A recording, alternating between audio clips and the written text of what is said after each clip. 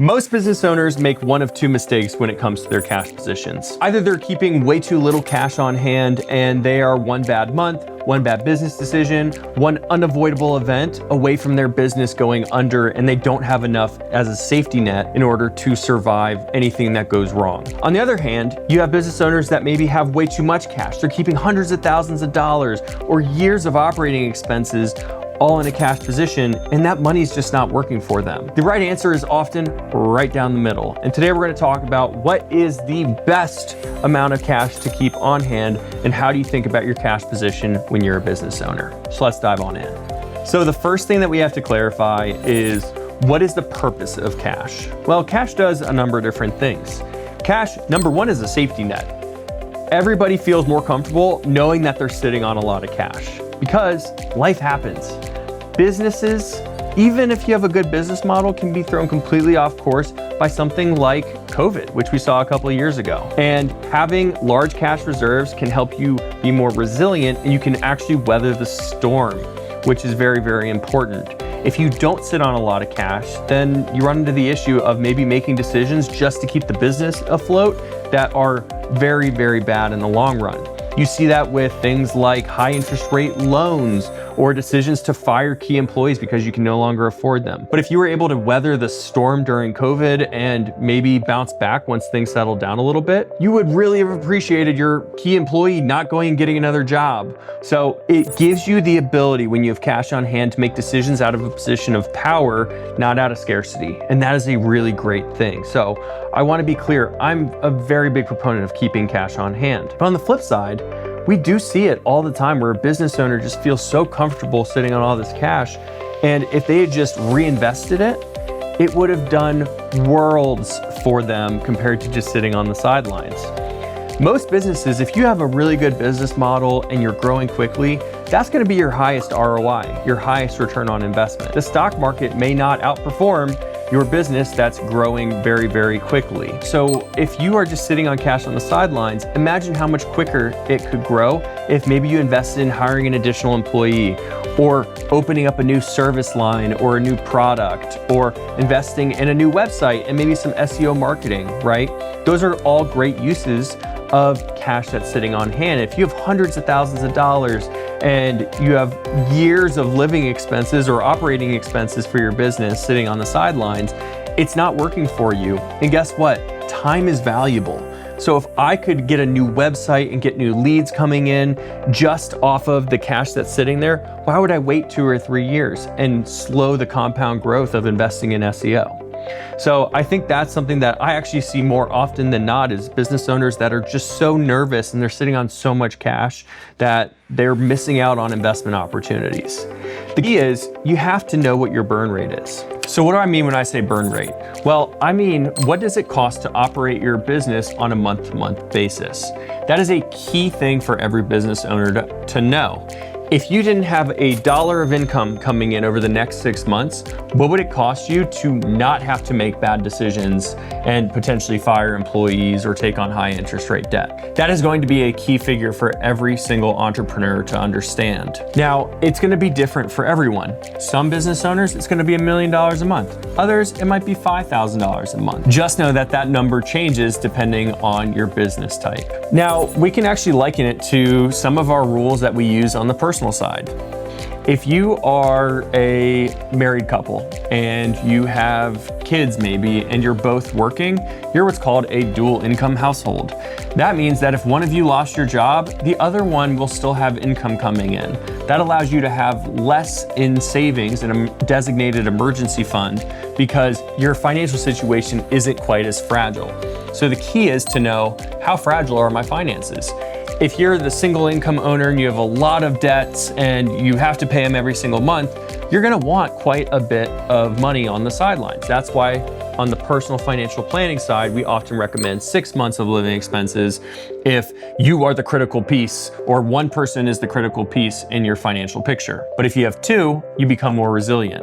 The same thing works for businesses. If you have a business that has recurring customers with annual recurring revenue and maybe doesn't have too much to do with the economy, and customers are going to be buying from you whether the stock market's going well or it's going poorly, then you have probably a pretty resilient business and you can get away with less in total cash on the sidelines. Now, if you're a business owner that has a highly volatile business and maybe you have very high overhead expenses and your business is very dependent on the economy doing well, then you may not be quite as resilient, because if the market had a downturn, your business might be floating for a couple of months just trying to meet all of its obligations. So for that business owner, I would say you should probably have 6 months to a year worth of living expenses or operational expenses on hand. So as you can see, the number is different for everyone. My personal rule of thumb is you have to have at least 3 months of business expenses on hand at all times. And oftentimes I would feel more comfortable with closer to 6.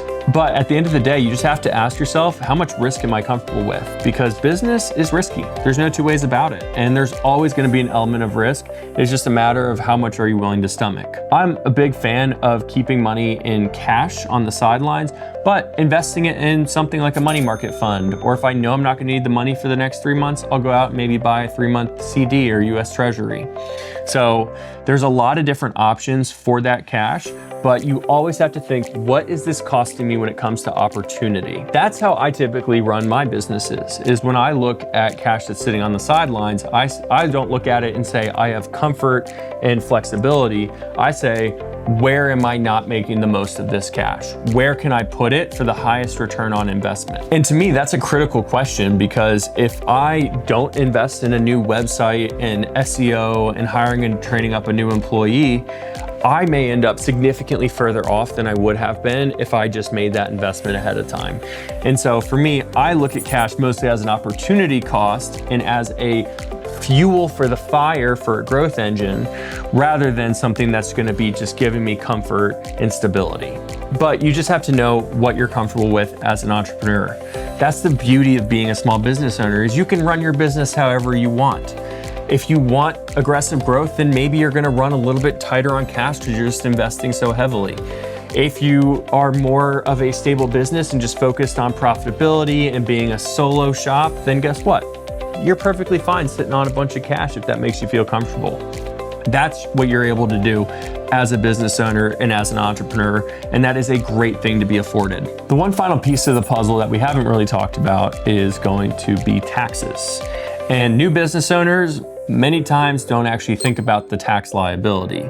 So make sure that you're working with a qualified CPA to figure out your tax liability and make sure that you're keeping cash on hand for the taxes. That is so critical. And I think it goes without saying that the emergency funds that we're talking about for overhead expenses are completely separate from taxes. You may be sitting on hundreds of thousands of dollars that are earmarked for taxes, and that's okay. You need to make sure that you have many months of savings for overhead expenses outside of what you're putting away for taxes. So just make sure that you are being wise with your money and putting away enough to meet all your liabilities and obligations, especially to the IRS. So one of the best things that you can do is get yourself a competent CPA that's going to help you figure out how much to put aside for taxes, how much to put aside for business overhead expenses, and how much in cash in total to keep on the sidelines. But I'm curious, how much cash do you typically keep on the sidelines? Do you have a different viewpoint on it? Do you look at it as more of an opportunity to add fuel to the fire and be a growth engine? Or do you look at it as something that's going to be more of a safety net for you to make sure that if something goes south, you're still going to be okay and your business will be able to outlast it? Let me know in the comment section down below. If you enjoy these types of videos that are really geared more towards business owners, then let us know. We're very curious to see if you enjoy this type of content, and hit that subscribe button for us to know that we should create more videos on helping business owners figure out how to navigate the crazy lifestyle of being an entrepreneur in the modern world. We have lots and lots of expertise in this subject matter, and we work primarily with business owners. Everything that we know know has come through the mistakes and successes of our clients that we've gotten to see firsthand. And that is a really, really cool opportunity. So if you enjoy the style of videos, let us know and we will make more of them. But thank you so much for watching, and we will catch you on the next video. Peace.